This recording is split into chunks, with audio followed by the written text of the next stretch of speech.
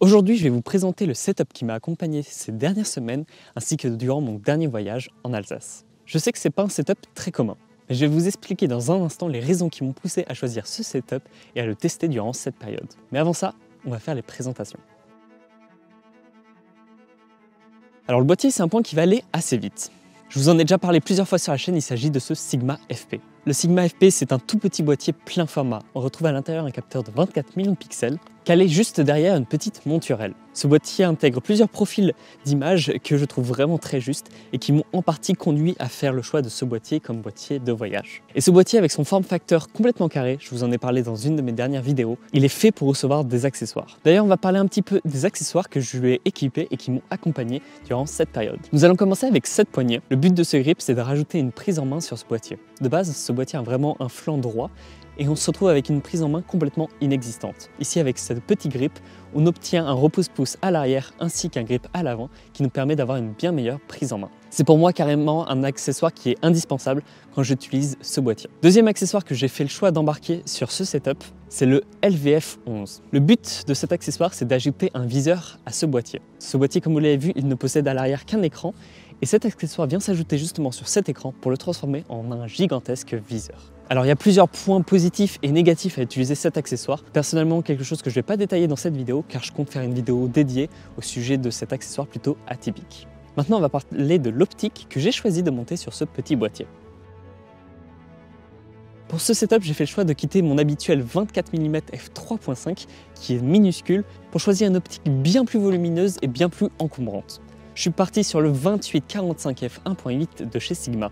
Ce pépère est sorti très récemment et j'ai pu le prendre pour la première fois en main lors du salon de la photographie de 2024.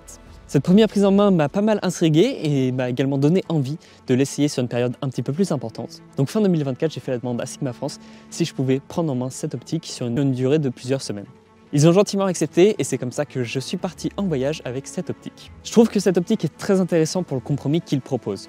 On a une optique qui couvre plusieurs focales fixes avec une ouverture équivalente. Certes, on a une optique qui est volumineuse, mais cet encombrement est justifié par son ouverture et par les focales qu'il propose. Je ne dis pas que cette optique est parfaite, je vous invite d'ailleurs à regarder ma vidéo que j'ai faite à ce sujet si vous voulez avoir plus de détails. Et maintenant qu'on a fait les présentations, pourquoi j'ai décidé de partir avec ce setup ?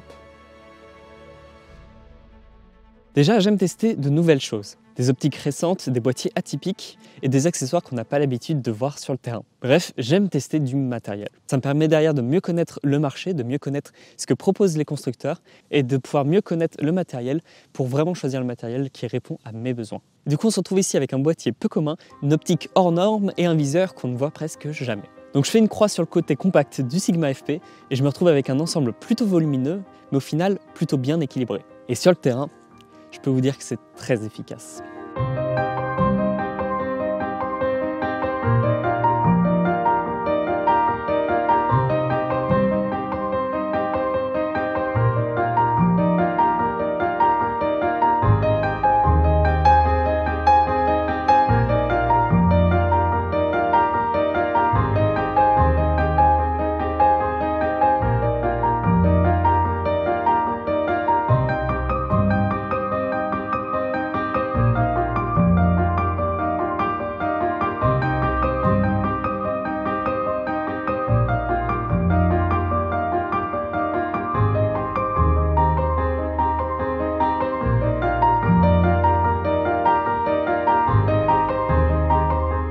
On a d'un côté une excellente optique avec un piqué impeccable. Et de l'autre, on a le Sigma FP que je trouve particulièrement bien adapté à ce genre de situation. Il nous permet rapidement d'avoir un résultat très concluant. Et vu qu'on n'a pas besoin de retoucher les images qui sortent de ce boîtier, il nous permet de gagner beaucoup de temps. Donc voilà, c'est en partie pour ça que j'ai choisi d'utiliser ce setup. Une partie de moi qui était très curieuse d'essayer de nouvelles choses, d'essayer de nouvelles technologies, d'essayer de nouvelles optiques. Un peu le côté sortir de sa zone de confort. Déjà que je suis allé à l'autre bout de la France dans une zone que je connais absolument pas pour visiter, pour découvrir de nouvelles choses. Découvrir ces paysages et ces villes en même temps de découvrir du matériel, c'est quelque chose que personnellement j'apprécie énormément. C'était un réel plaisir d'utiliser ce matériel.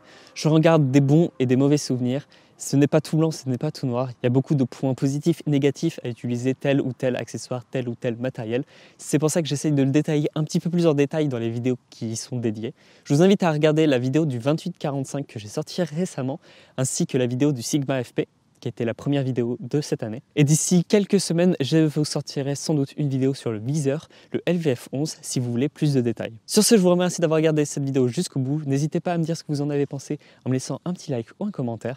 Moi, je vous dis à très bientôt pour une prochaine vidéo. Allez, ciao ciao.